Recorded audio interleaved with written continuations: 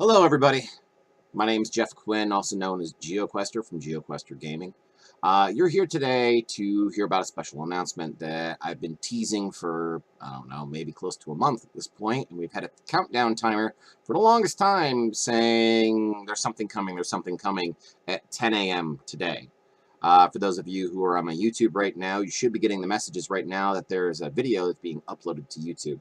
For those of you who can't watch that right now, I have a special treat for you. After I'm done showing you what is about to happen, we'll come back and I'll take a live Q&A. So, let's be right back.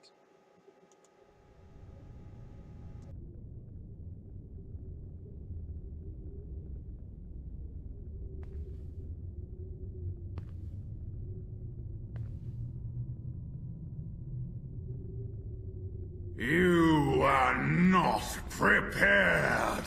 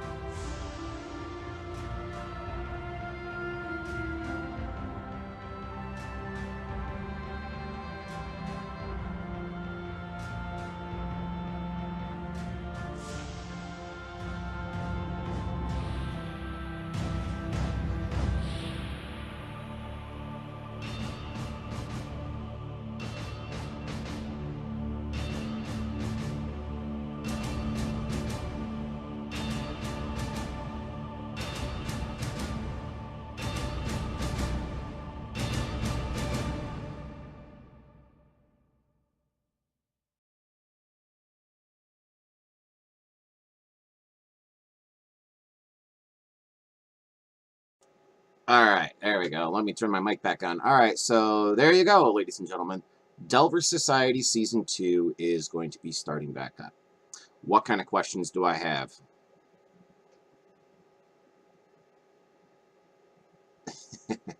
No Dorcas Dungeons. No. That's, nope. Yeah, that picture actually comes from the Player's Guide series by Paizo Publishing, and that was done by, can't remember the name of the artist off the top of my head, but I'll take a look for it, and I'll make sure to give him credit where credit is due. All right, how do you get to play? The way you get to play in Delver Society is every Friday I'll be posting in the LFG channel on our Discord. So if you haven't joined Discord yet, please be sure to join Discord. I'll be posting in the LFG that the new series of adventures is available.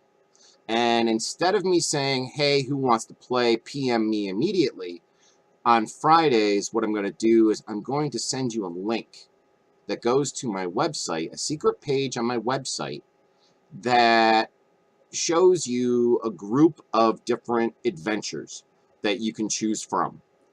Then you and your cohorts will decide who wants to go on this adventure together. And you pick which one you want to do. There will be usually a choice of anywhere between 3 and 5 adventures that anybody can choose at any point in time to go on either Tuesday during the day or Thursday in the evening. There will also be the occasional Saturdays opposite of the Legacy game. So the weeks that Legacy's not playing, we have the opportunity of playing Delvers the other weeks. So that way people who can't play during the week can play on the weekend instead. You'll choose which one of those adventures you want to go ahead and do. Some of them are called campaign adventures.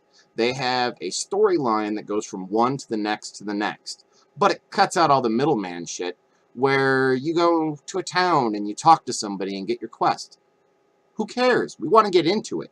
We want to get into the nitty-gritty. We want to get into those encounters. We want to have the puzzles. We want to have the traps. We want to have the monsters. We want that time dungeon experience, and everything will be there. The first part of the campaign for the Delver Society Season 2 is the characters are coming from all over the world to one specific location. That specific location is currently under the thumb of a rival organization. That rival organization doesn't want the Delver Society to be there. So it's up to you and your companions to go through a few short little adventures, low-level ones, to open up certain areas so the rest of the campaign can use them. This is a persistent campaign, so what somebody does on Tuesday will affect what happens on Thursday, and vice versa. But those are the campaign ones. There's also one-shots, just absolute 100% one-shots, one-offs, where you go off and you get treasure and everything all by yourself. Let's see. Yes, these are unique adventures. Each one of them is absolutely unique. We're not doing quote-unquote dailies or any of the rest of that kind of stuff. There is 40-some-odd conversions from various editions of D&D. There are 50 I didn't make them kind of things that are one-shot adventures, including Adventurer Weeks and a couple others. Some of you have seen me do some of the dungeon maps for those. And then there are well over 100 different adventures I've created myself. Every one of them has a timer, every one of them has a plot line, and all of them are based on tiers. Tiers 1 through 4. Basically the same way as the Adventurers League kind of does their tiers. The Delver Society is a is a group of adventurers who go out and search for tombs and search for dungeons and search for treasure. They don't have really much of anything, but there's a temple city, a ruined temple city that was recently discovered, and this ruined temple city is rife with treasure and rife with danger and traps and lore and all sorts of wonderful things. The Delver Society is going to go discover what all these things are.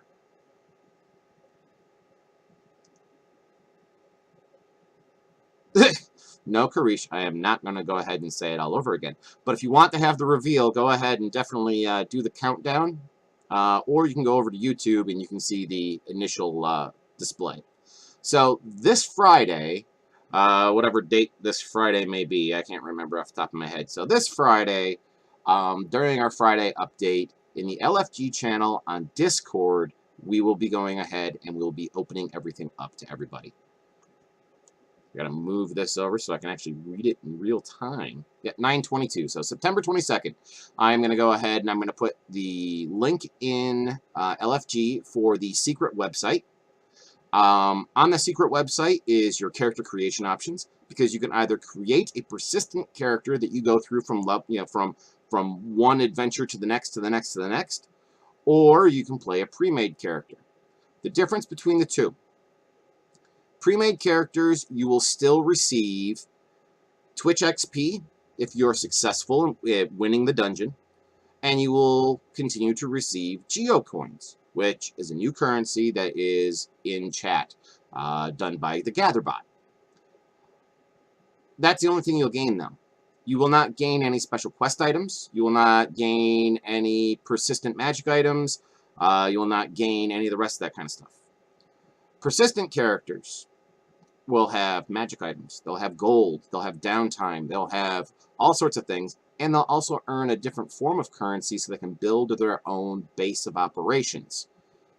So those will be a special thing. You'll see those on the website when you go to choose which quest you want to do.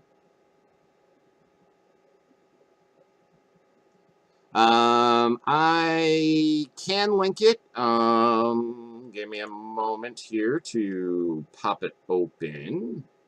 Actually, I should have it open over here. Let me see.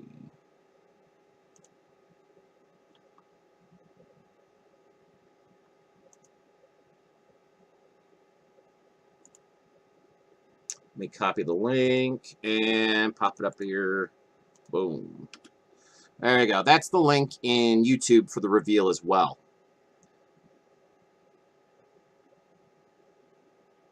Yes, Delvers are considered to be one-shots. They're not huge campaigns. The story of Delvers that goes from one shot to the next, to the next, to the next, in the campaign version of it, even though each one of those individual things is considered to be a one-shot, they tell a story from one to the next to the next. Like, for example, opening up the port city to the Delvers so they have a place where they can get items and do all sorts of things. By doing that little campaign at the beginning, you open up shops, you open up taverns, you open up special downtime events, you open up all sorts of wonderful things that you'll be able to do with your characters. If those things aren't done, and you just decide to leave and go off and do other one-shots all around the area, then you don't get those bonuses. None of the characters get those bonuses. So it behooves the characters to do as much of the campaign events as they possibly can. And the campaign events go all the way through all the tiers. So you may go one location, do a bunch of campaign events to open everything up, go someplace else, and then 2 or 3 tiers later, you may see that there's another event that goes back down there where you have to go defend the town, or there's somebody doing this or somebody doing that. So, now, how does one keep a persistent character? No, it has nothing to do with your patrons. It has nothing to do with being a subscriber. Creating the character, if you're a subscriber to the Twitch channel, you'll have extra books open to you. If you're a patron, you have extra books open to you. But if you're not a subscriber, not a patron, you can still play. You can still utilize the Player's Handbook, the Elemental Evil Player's Guide, and the Sword Coast Adventurer's Guide as a... Well, not Sword Coast, we'll see. It's Elemental Evil, Player's Handbook, and I can't remember the third one.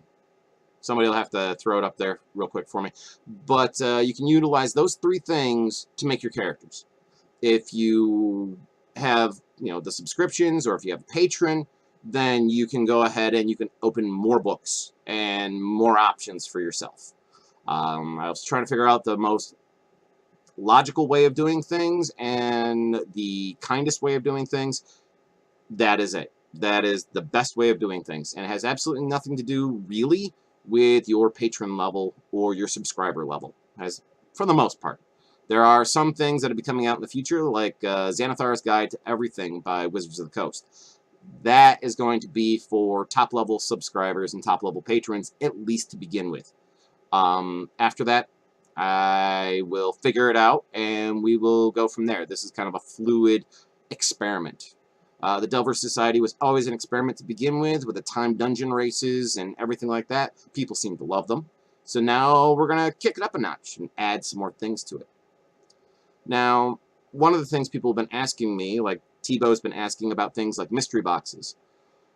In Twitch chat, the more games you play, the more opportunities you have to earn things like mystery boxes by defeating certain enemies that pop up in chat every once in a while, or defeating the Bit Boss, who is right over here. Right now it's Tebow, who is the Bit Boss. Doing that, bounties, donations, all the rest of those kinds of things, open up additional mystery boxes. Inside some of those mystery boxes, you'll find special codes. You'll find special links. Some of those special links have, if you're a Delver player, they have something special for you to do. And if you complete that thing that the link has there for you, you'll get some sort of extra reward. Now, here's the kicker on that. As some of you have discovered that in chat, there is a mug command where you can steal something from somebody else in chat. So that means that, for example, Tebow, who has Mystery Box, say gets one of these special things. We'll say it's an Order 66, where during the next Delvers, he has a special mission that he's actually a traitor, and he wants to kill everybody else in the party. So, Zell sees that he gets a Mystery Box and decides to mug him, and she gets it instead. She'll get the rewards, not him. So this could happen where people mug each other, take things away from each other, do all sorts of things. This is a way for all of you to interact with each other during a game. Persistent characters for Delvers, you can purchase bonus XP. You can purchase resurrection tokens. You can purchase tier tokens, where you can create higher tiered characters other than tier 1 characters. Because right now, everybody can make a tier 1 character.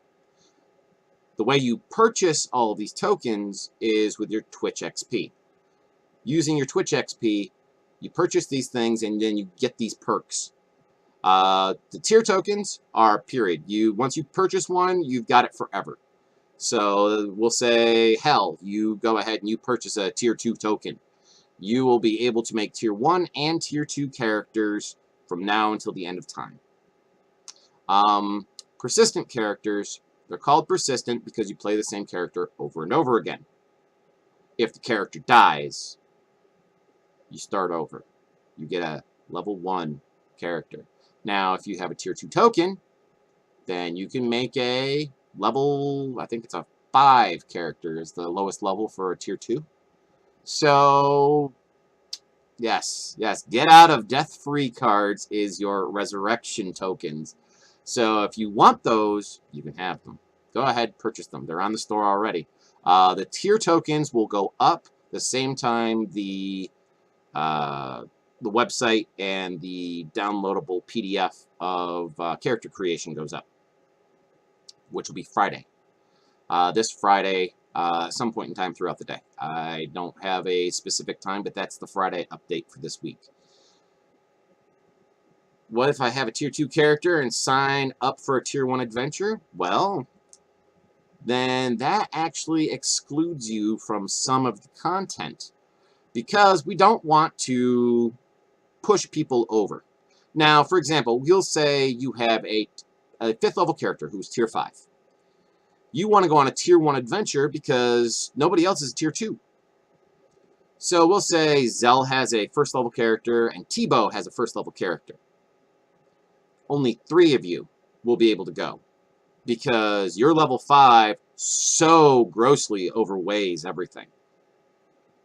So only 3 of you will be able to go. That's your maximum. Now, if you add additionals, then you'll be doing things like tier 1 plus, which is higher tier 1 characters. Or tier 2. Like, for example, if you have 5 1st level characters and 1 5th level character, that should be good enough for an easy mode tier 2 dungeon. So tier 1s, or the 1st level characters, may get a lot of reward from it, or they just may die. You may be marching them straight into their death. So you're always allowed to go ahead and try something harder or easier than what you think. But there's a modification on how that works. So there are 3 modes to each tier. The tiers are broken down into 2 types. There is your regular tier. So, for example, tier 1. And then there's your higher level of that tier, which is tier 1 plus, which is the higher level characters in that tier. Each of the dungeons has 3 modes. Normal, which means you have the correct number of characters, the correct level. So 4 characters of that tier's normal level. So 4 first level characters. Would be a tier 1 normal dungeon. You have hard, which is 5 characters of appropriate level. So 5 first level characters in a tier 1 dungeon. And then you have nightmare. Nightmare is 6 first level characters in a tier 1 dungeon. That's how we're going to work that. Don't kill level 1 characters. They may be noobs. Well, that's kind of the fun of it. Because death happens in 2 ways, possibly. Number 1, you're killed outright by a trap, a creature, a puzzle, another player. You're killed. Number 2, if the timer says that there's a certain win condition, that is, if you don't win when the timer runs out, you all die. Because we'll say the dungeon floods with seawater suddenly pours in, and just, everybody who's inside the dungeon drowns. Well, that's the glory of this. Now, this brings us to, well, at the moment you can only have 1 character. I'm going to allow in the store the ability to buy additional characters for yourself, so that way you can always upgrade. What if you have a water genasi and that happens? Screw your flooding. Well, in that case, that character would live. You failed, but you live. So that's fine. Whatever. No big deal. What if I flood it with acid? You gonna breathe that too, hell? Don't try to outdo me. My job is to kill you. That is my job. I'm promising all of you this. I'm going to look right in the camera right now. I promise every one of you this. I'm going to try my damnedest to kill every one of you by being fair. I will not throw an ancient black dragon against first level PCs. That's not going to happen. Everything will be level appropriate. But I'm going to be fucking mean about it. So, yeah, whatever. That's even if water genasis are allowed, hell. So,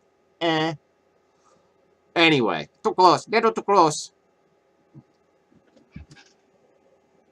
There. Look right in my eye. Okay. So, that's the overview of it. You will be able to purchase more characters using your Stream XP. Now, speaking of Stream XP, so many people have been upset about this part, and I have to mention it now. Yes, viewers, if you're not playing, you can fuck with the characters. You can buy crits, you can buy disadvantage, advantage, you can do anything you want to these players. You can help them, you can hinder them, you can heal the monsters, you can, throw a trap at them, you can create an encounter that goes into here, there, or someplace else. You are able to do a lot to screw with the players along with your Twitch XP. Your Twitch XP is going to be very, very important for you here. So, definitely enjoy them.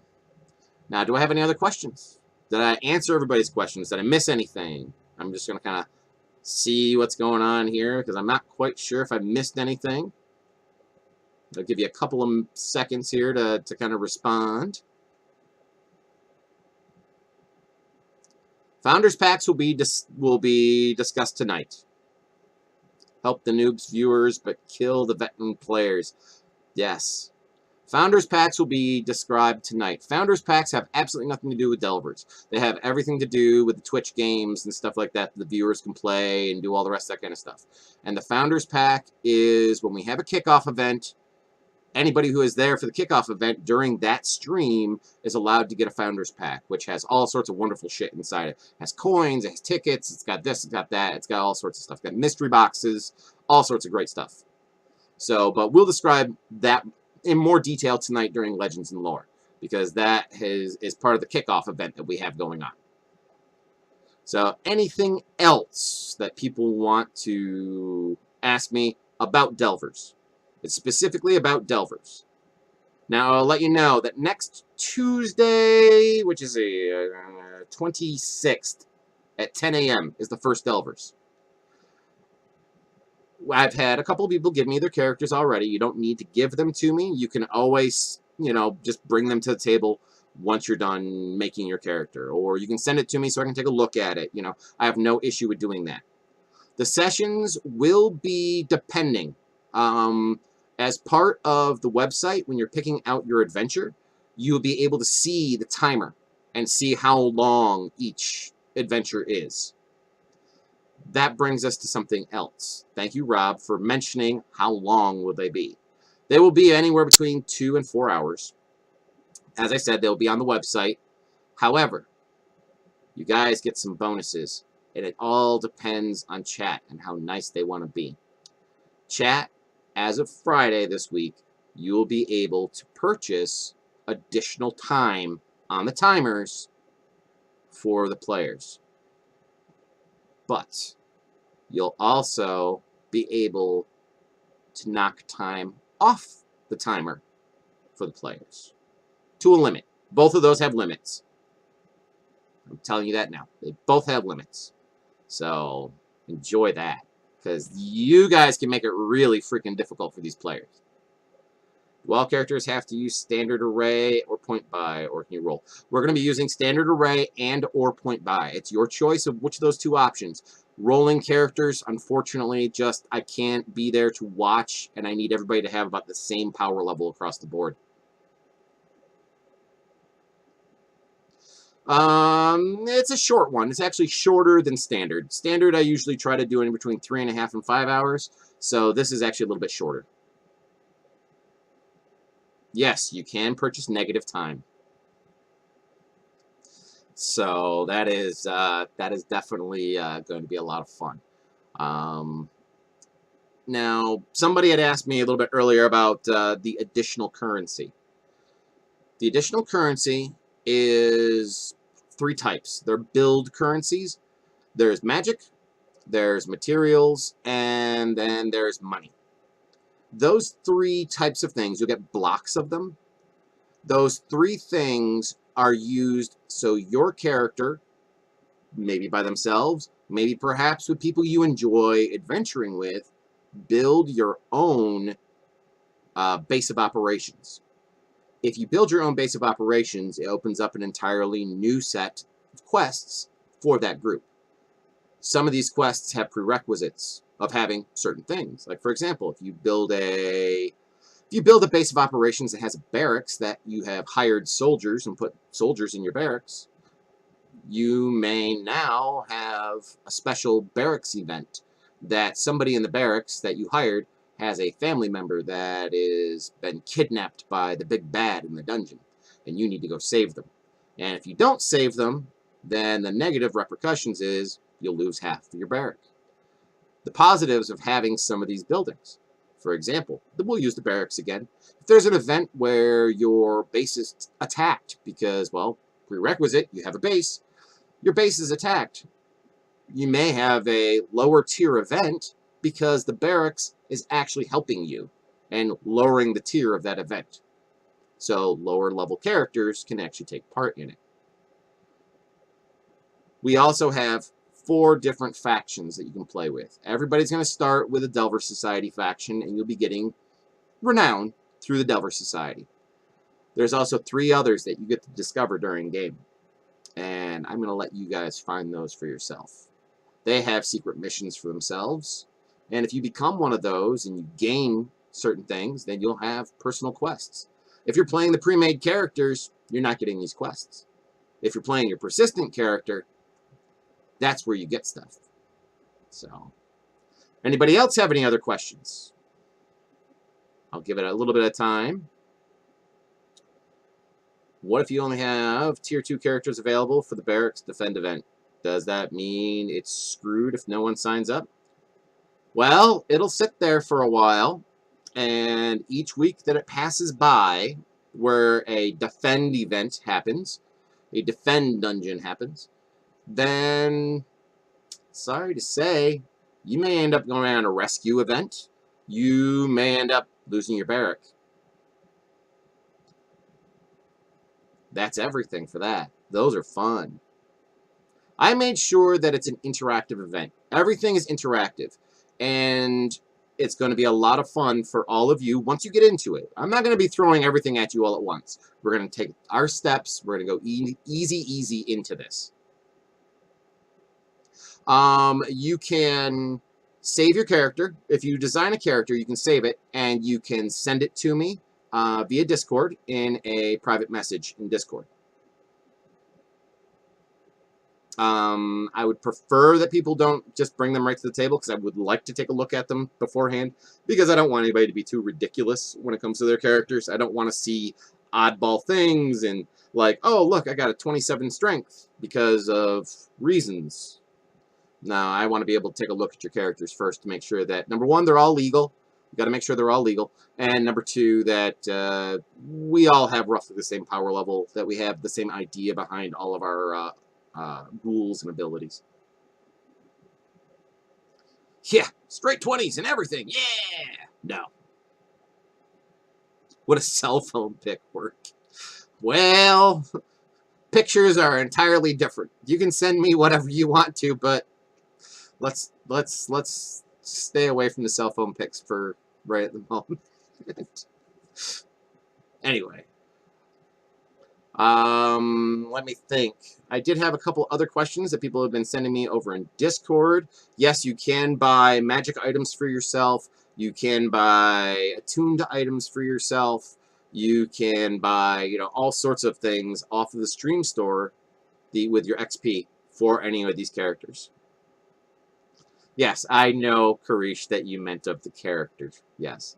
I will also, if people need or can't download the characters or have a demo version of Fantasy Grounds and they need to utilize it, you know, the player's handbooks and other things, in order to get themselves a character sheet made, I will open up Fantasy Grounds to help you out. I will do that in the future. Just message me on the side in Discord to say, hey, look, I've got this time to this time available. Can you help me make a character? I can do that. There's also other mods in chat who will sit down and be more than happy to help you make characters as well. They're all very, very good about these kinds of things. Tebow opens his table on a regular basis to help people. Zell will open her table to help people out to make them. Rob is amazing at coding. He may even be able to open the table for people to make characters and such. That's entirely up to him. I'm not going to put words in his mouth for him. But if he wants to do it, fine, whatever. I don't mind. He's great at coding, so if you ever need something, then definitely be sure to talk to him. Let's see. There are plenty of free sheets one can download. Even the WotC site can send him when they're done. Yep. I would prefer that people do them in XML and have the character sheet from Fantasy Grounds. And yes, we are using Fantasy Grounds only. This is not going to be in any other thing. I would much prefer that people put it in a Fantasy Grounds aspect, because I am not going to sit down and retype your character for you. I already have enough stuff on my plate. I do not need to type people's characters.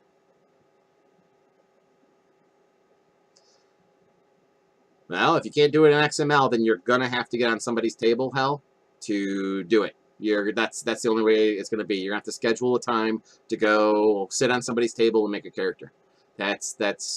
I mean, you can make it in a PDF and say, okay, this is what I want. And then when a table time opens up, you can go and just make it real fast and be done with it. I mean, making characters in Fantasy Grounds takes about 5 minutes. I mean, especially for first level characters, it takes no time. So, but, yeah, pen and paper for the win. I love pen and paper. I mean, I would prefer to do this in pen and paper, but, we're going to be doing it this way instead.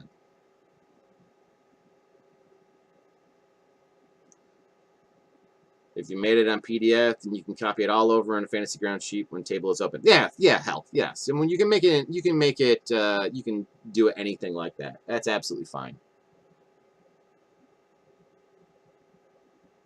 Awesome. Thank you, Clancy, for being able to open that up. That's great. So, all right, now, this week, on Friday, some point in time on Friday, in the LFG channel in Discord, if one of my mods wants to throw the Discord link in there, please.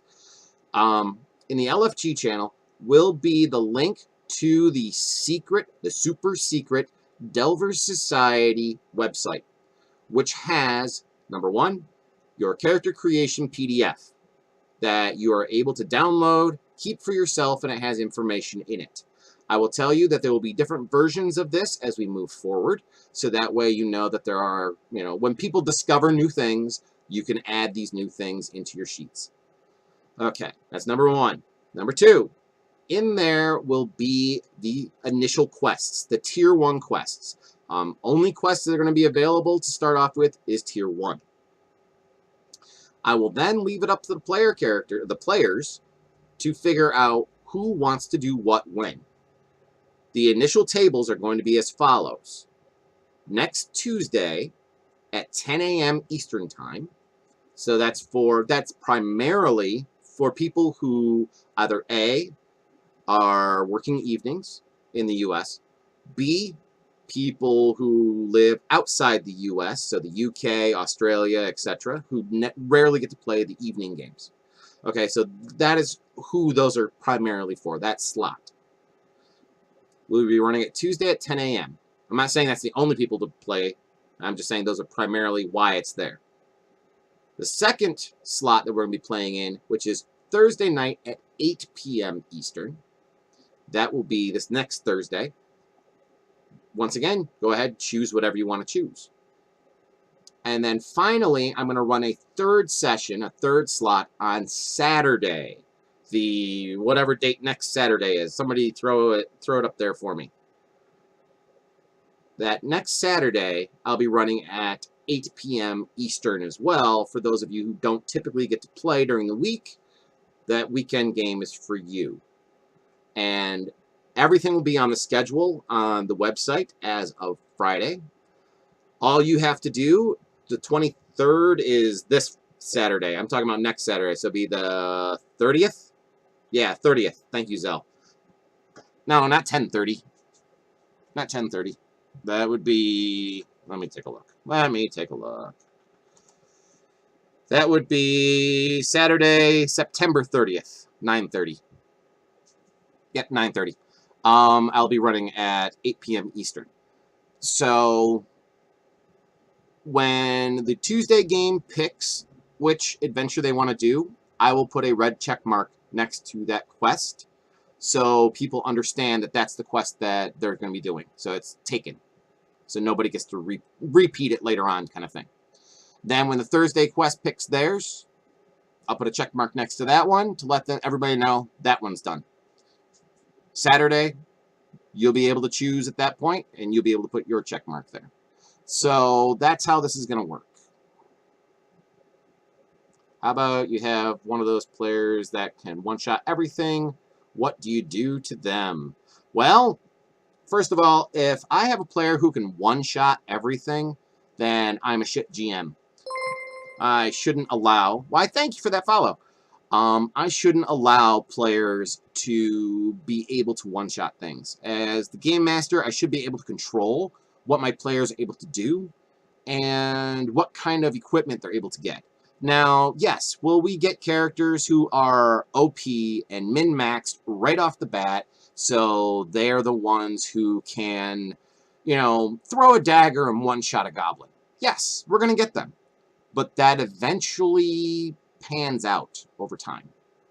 And they don't get to do that as often. I mean, sure, we all know about the sharpshooter glitch in there that, you're going to end up with somebody who's going to utilize sharpshooter and just, range attack everything and one-shot everything.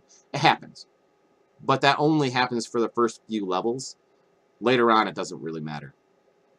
And with the chat screwing with you at the same time, it'll be rare that one-shots one-hit, one-kills happen all the time. It's not going to happen.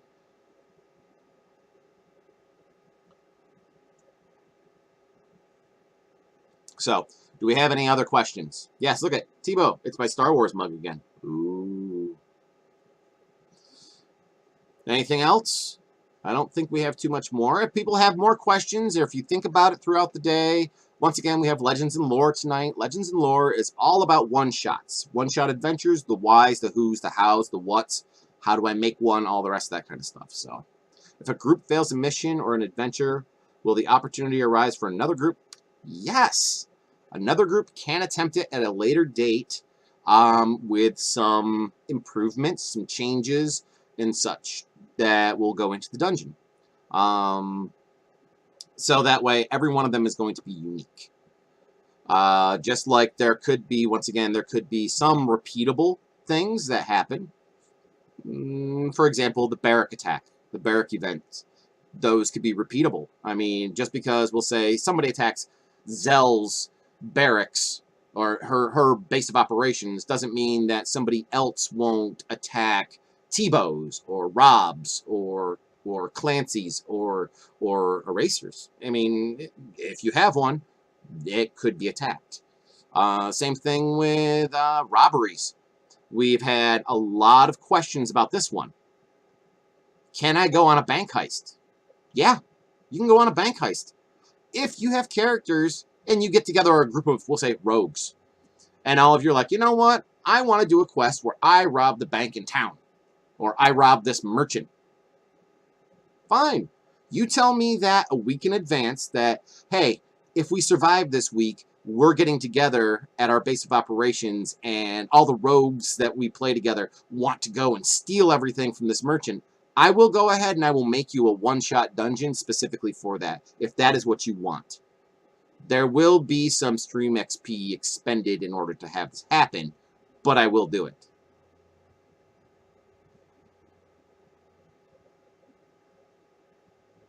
Well, hell, if, for example, say Tebow, Zell, Eraser, and Hell, the four of you want to go in and pool your resources and build the best kick-ass keep you possibly can by pooling all of your resources together, go ahead. Then you can do it. Just be forewarned that with four of you putting it together could kind of skew, possibly, how difficult some of these tasks may be. You may end up getting really great rewards because you were all able to afford some really good improvements on your base. But at the same time, you may get attacked by stuff that's higher level. If you steal a bank, I will call Batman. Well, true. And just because players may be working together doesn't mean that you can't steal from each other, too. Say Hell makes a base of operation and Zell is really unhappy with him, maybe she goes in and she steals things. That would be another adventure. Once again, if you buy it, I'll build it. Yes. The first order of business as far as characters go is a base of operations. Whether that is a town that you're going to be liberating as a part of a campaign event, or it's a base that you build yourselves. So I know that the initial quests are all about opening up a town and getting